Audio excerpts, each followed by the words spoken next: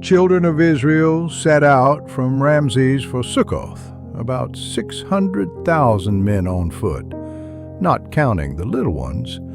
A crowd of mixed ancestry also went up with them, besides their livestock, very numerous flocks and herds. Since the dough they had brought out of Egypt was not leavened, they baked it into unleavened loaves. They had rushed out of Egypt and had no opportunity even to prepare food for the journey. The time the children of Israel had stayed in Egypt was 430 years. At the end of 430 years, all the host of the Lord left the land of Egypt on this very date. This was a night of vigil for the Lord as He led them out of the land of Egypt.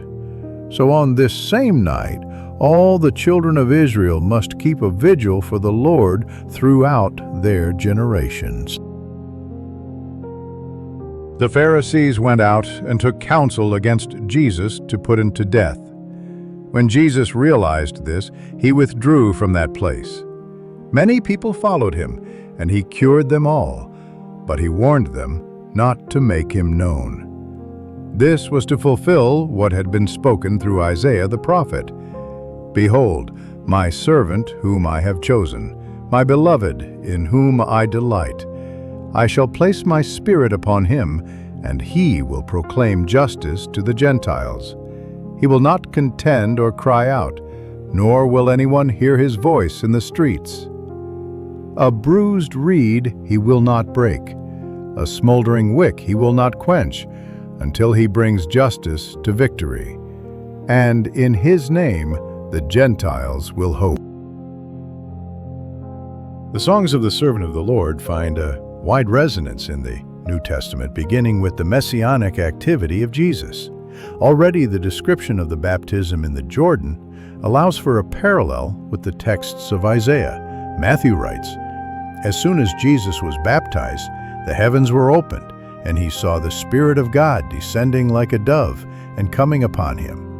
In Isaiah it is written, "I have put my Spirit upon him."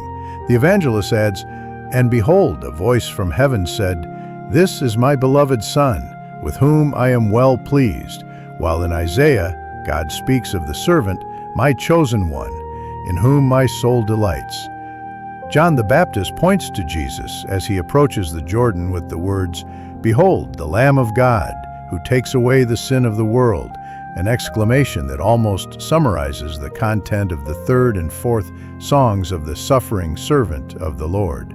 As with the Gospels, so too in the Acts of the Apostles, the first generation of Christ's disciples, beginning with the apostles, are deeply convinced that in Jesus has been fulfilled all that the prophet Isaiah announced in his inspired songs, that Jesus is the chosen servant of God, who accomplishes the mission of the servant of the Lord, bringing the new law, being the light and covenant for all nations.